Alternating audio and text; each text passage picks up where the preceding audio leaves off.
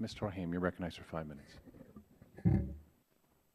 Chairman Murphy, Ranking Member DeGette, and members of the subcommittee.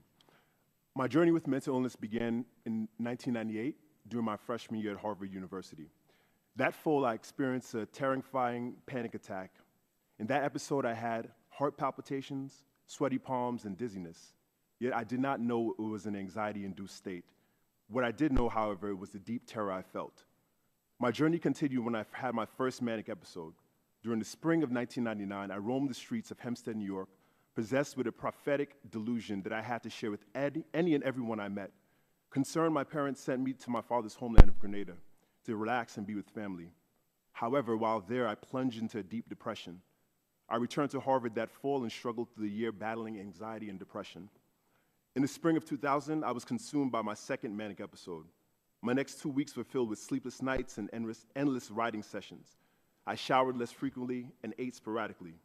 During this manic episode, I experienced psychosis. I had visions of Jesus, heard cars talking, and spoke foreign languages. Upon hearing my condition, my parents rushed to pick me up from Harvard's campus. That same evening, my parents decided to take me to a psychiatric hospital in Queens. When we arrived to the emergency room, I was taken to the triage area.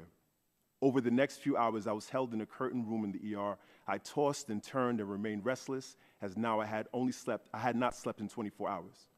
My parents sat in the curtained room with me until I was admitted to the hospital later that night.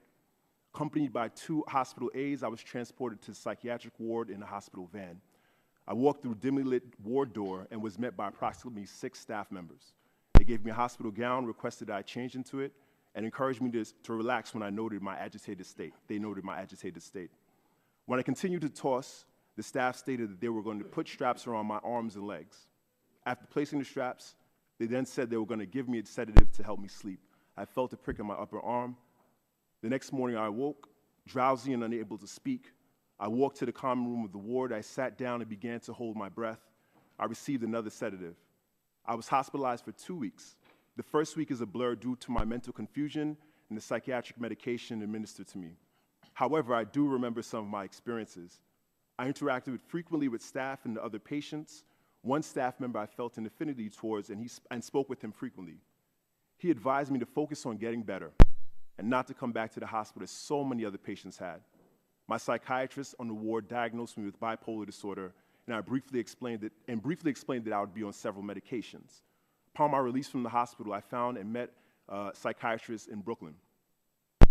During my hospitalization, I accepted my illness and began my arduous road to recovery. Cannot pinpoint what triggered me to my immediate acceptance, but I'm grateful that it did not take years for me to obtain insight. Over the course of my 16-year journey with mental illness, I've simultaneously embraced my diagnosis and realized that I'm more than a label. I've embraced that I am more than medication, therapist appointments, and support groups. I've learned that I'm not bipolar, I'm Hakeem Rahim, not just one piece of my treatment regimen. At the same time, I've learned a good treatment regimen has to be accompanied by positive coping skills, diet, exercise for brain health, along with spirituality and spiritual perspective. The biggest challenge I faced to getting where I am today was openly acknowledging my mental illness. For so long, I felt a deep and personal shame for having bipolar disorder. This shame was so entrenched that I felt uncomfortable sharing my diagnosis with close friends and even family members. In 2012, I decided to speak openly and join NAMI's Inner Own Voice program. Through the Inner Own Voice program, I have shared my story with over 600 people, including individuals living with mental illness and their family members. Currently, I'm the NAMI Queens Nassau Let's Talk Mental Illness presenter. Through the Let's Talk Mental Illness program, I've shared my story and provided much needed awareness to over 5,000 high school students and middle school students at 37 schools. I see the importance in and will continue to speak up for mental health and mental illness education in schools and beyond. Millions of people in America desire to give voice to their struggles but cannot because of stigma. I'm fueled by the desire to break the silence. I'm inspired by students who want to learn about mental illness to help a friend or a struggling parent who is hurting. I'm strengthened by people who have decided to out themselves in an effort to normalize mental illness. Mental illness education and awareness is essential to combat stigma, end suffering, and normalize seeking help. I'm grateful to my parents, family, and loved ones who have supported me. I'm also grateful for this committee for picking up this topic and as well as this panel, because I believe it's my hope that the ideas put forth today put forward today will transform the already shifting conversation around mental illness, and I thank you very much. Everybody, I got to ask you, Mr. Rahim, because you have Mrs. Ashley at the table here, who has a son who is a good man, but dealt with schizophrenia. You have advice for parents and for other people dealing with this? I believe that Dr. Evans said it best, is that mental illness is treatable, and I think a lot of the panel said mental illness is treatable, but I think we have to have the education to know that it is treatable and that it is something that you can overcome. And I think having FACES as well as these evidence-based practices will do so much. And, thank you. I do think That's a good message of hope. I just want to finish up with you, Mr. Rahim. You heard what Ms. Ashley was talking about. Her son was denying what was happening, and she had to sort of trick him. What do you think about people who get diagnosed with these diseases? Is it the stigma? Is it the nature of the disease? And what's your opinion what we can do to get folks into treatment like you were able to do and to accept the disease, very briefly? so. I have to very much recognize that mental illness is individual to each person. There's so many different diagnoses, and each person, even with the same diagnoses, responds differently to the medication, responds differently to the knowledge that they may even have it, or even responds differently to their parents' care and concern. So, I mean, with that, and I do want to acknowledge that I'm voice, but I'm not the only voice, and there's so many people out there. So I just want to acknowledge that to your point, that it's so different, and it's hard. This is hard. This is not easy. So even if you have the care provided, it's still a journey, one, and two, you still have to recognize that everybody's different. So. Now recognize the Vice Chair of this subcommittee, Dr. Burgess, for 5 minutes. Thank you, Mr. Chairman.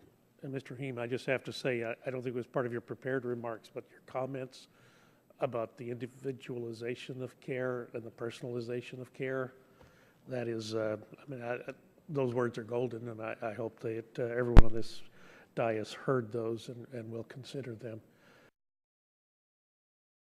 Well, thank you all, and Mr. Rahim too, and Ms. Ashley, for your personal stories. It's so important for us to hear, because we need to understand how we can deal with this situation better. And again, thank you to all of you. This has been a very, very good subcommittee hearing, and I'm hoping that we will really be able to fix this problem.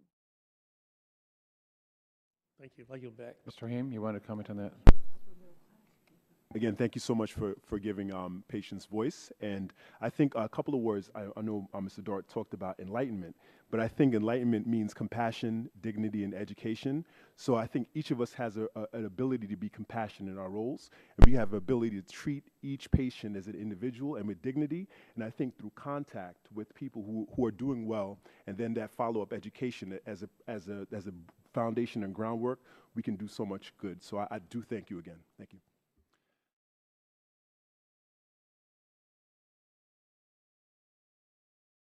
I know you're all passionate about this, but I hope you energize your own members of Congress as well to help them understand the importance of moving forward on this. Even though you spoke for 5 minutes and you added a few minutes to other things, oftentimes people go through life and wonder if their voice makes a difference. It does.